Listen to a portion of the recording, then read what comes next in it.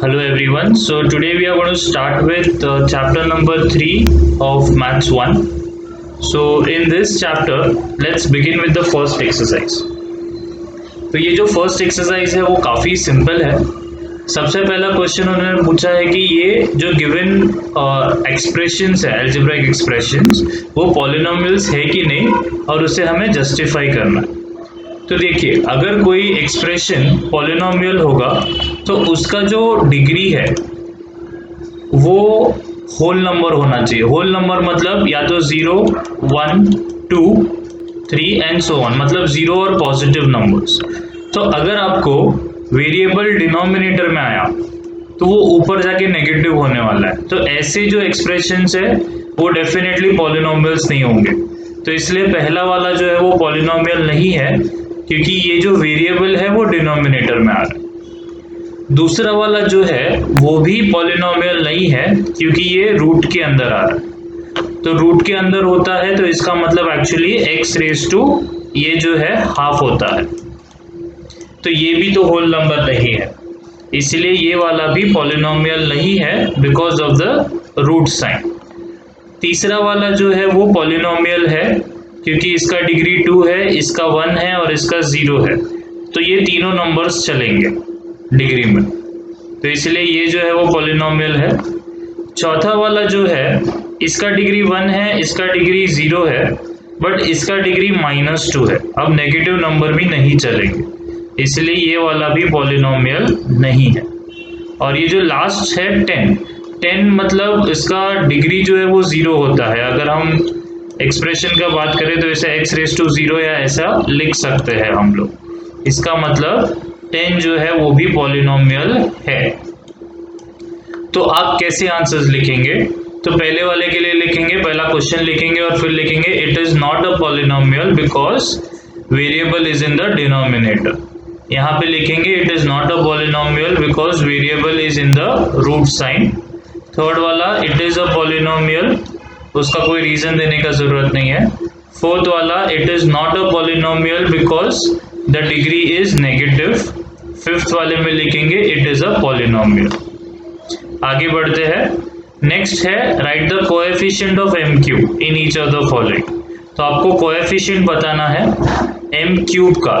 Coefficient मतलब उसके आगे का जो नंबर होता है वो।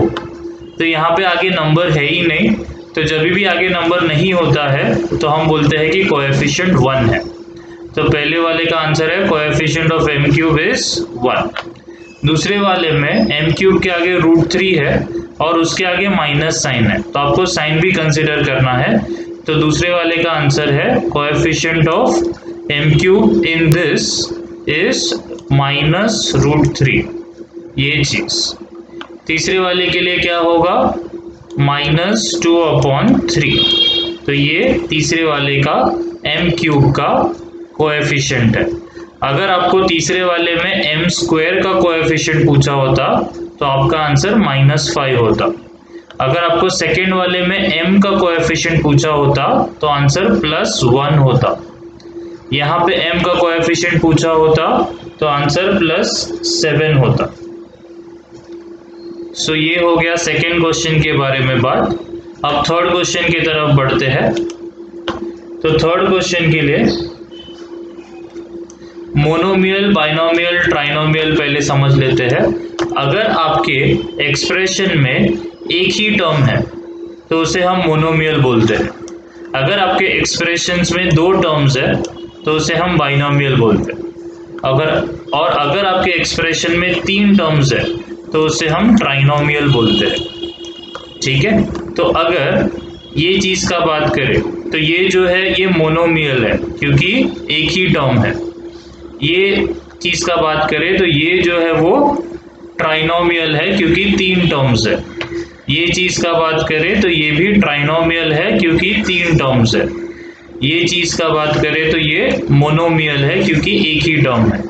तो मोनोमियल विद डिग्री 7 मतलब जो भी वेरिएबल लिख रहे हैं उसका डिग्री जो है वो 7 होना चाहिए। तो आप ऐसा लिख सकते हैं आंसर m⁻⁷, या तो आप उसे कोएफिशिएंट भी देख सकते हैं 5m⁻⁷। ठीक है, तो m⁻⁷ भी करेक्ट है, 5m⁻⁷ भी करेक्ट है। अब आप m की जगह पे और कोई वेरिएबल लिखेंगे तो भी चलेगा। तो एक आंसर तो ये हो गया। सेम तरीके से मैं 13x⁻⁷ लिखता तो भी चलता था।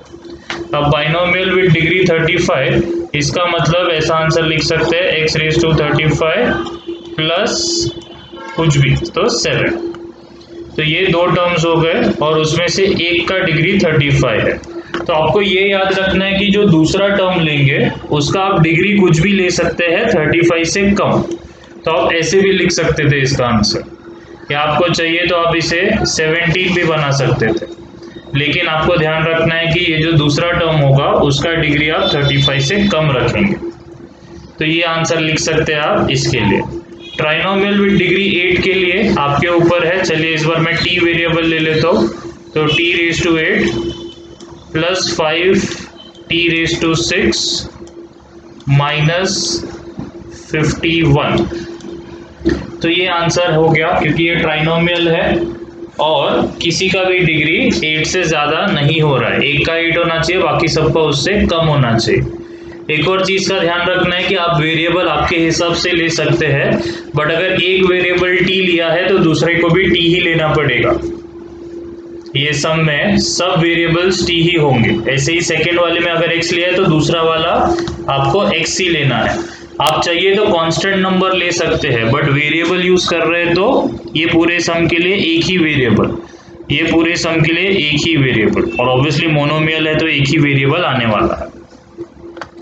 सो ये हो गया हमारा एक्सरसाइज 3.1 खत्म। बहुत ही सिंपल एक्सरसाइज है, सॉरी और भी सम्स है। तो फोर्थ सम के तरफ बढ़ते हैं, इसे मैं निकाल देता हूँ।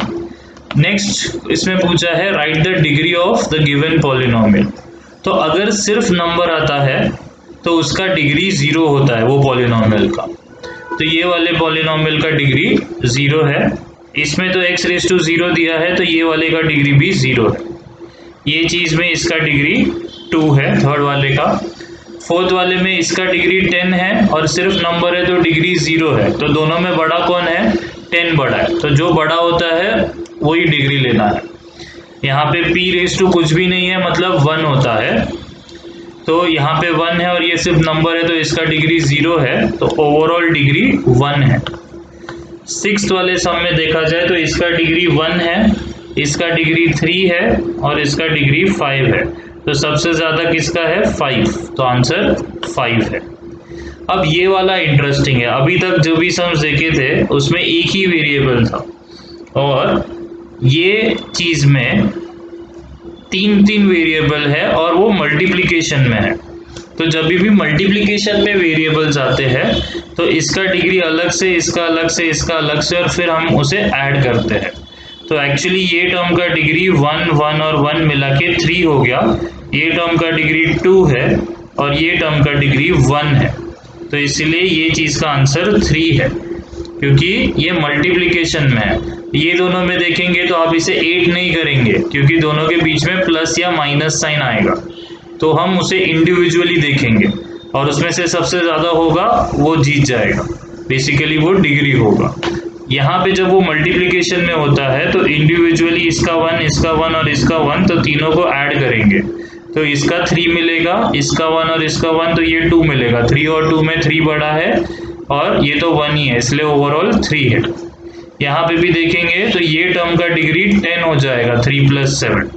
ये टर्म का डिग्री 5 और 1 6 हो जाएगा और ये टर्म का डिग्री 1 और 1 2 हो जाएगा। तो 10, 6 और 2 में सबसे बड़ा नंबर 10 है, इसीलिए ये पॉलिनोमियल का डिग्री 10 है।